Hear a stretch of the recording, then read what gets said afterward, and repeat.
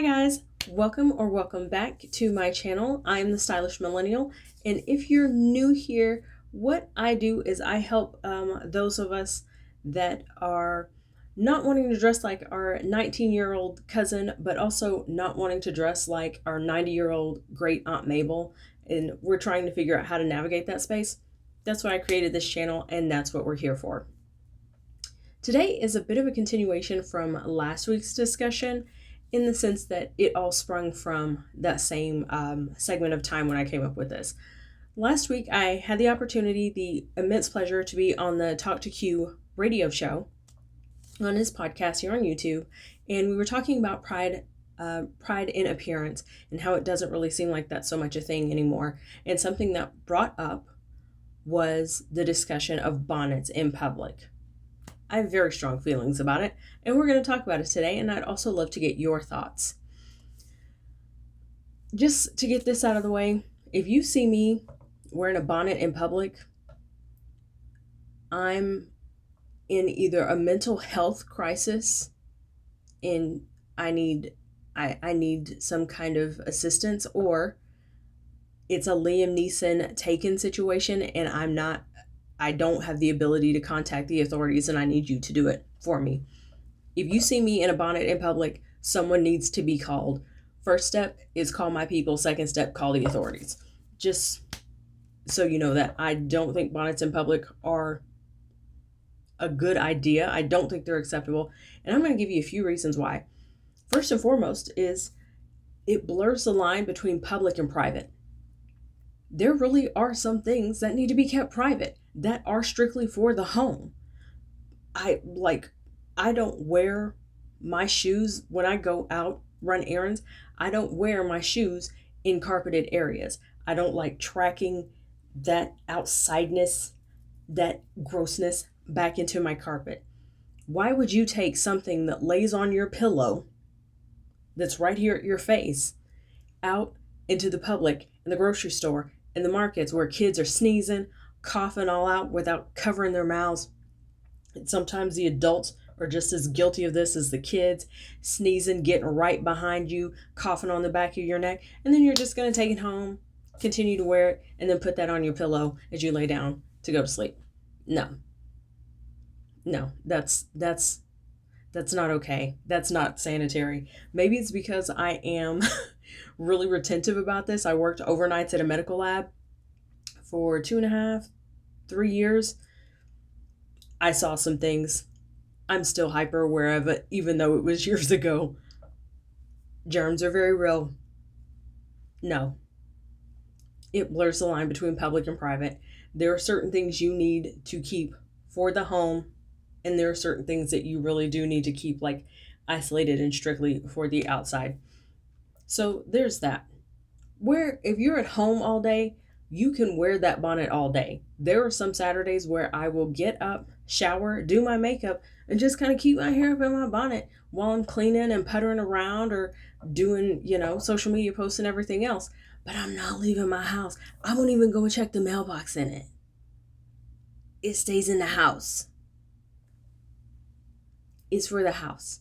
It's not a head covering the way a hair wrap or a turban or a hat is. It is something that prepares you and says, hey, I'm winding down my day, or I'm getting ready for my day. I'm keeping my hair out of the way while I do this. It's not meant to substitute for a hat. Okay? No. So one, I don't like it because it blurs that line between public and private, and it feels like you're unaware that there's a sense of decorum where there's a time and a place for everything. If you don't realize this bonnet is not an outside thing, what other things are you not aware of that's going to have us out here in these streets looking crazy? So that's number one. The second reason I'm not crazy about bonnets in public, I think bonnets in public are bad. Let me go ahead and say that. The second reason I think bonnets in public are bad is because it says I'm unprepared.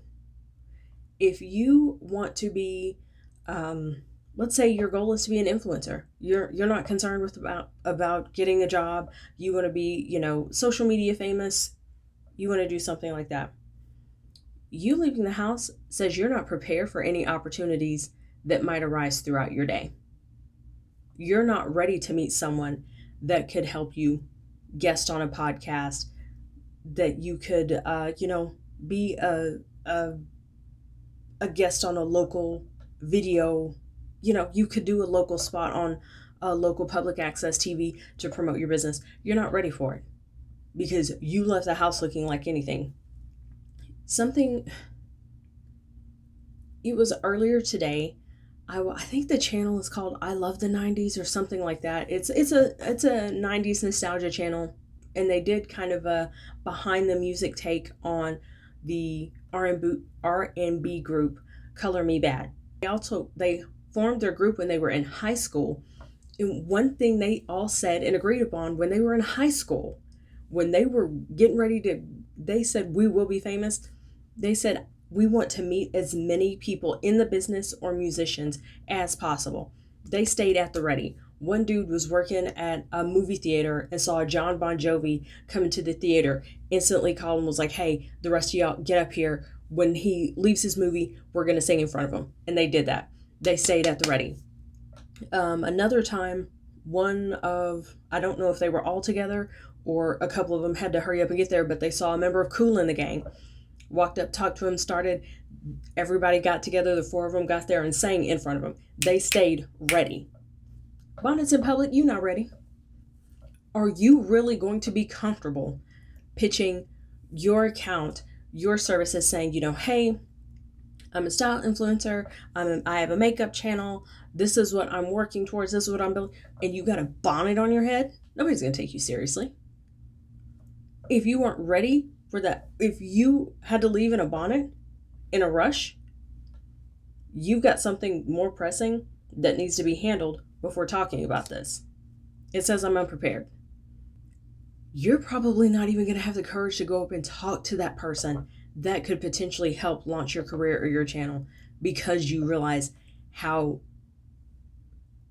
unprepared you look. You shot yourself in the foot. That's no go. Bonnets in public bad for reason number 2. It says I'm unprepared.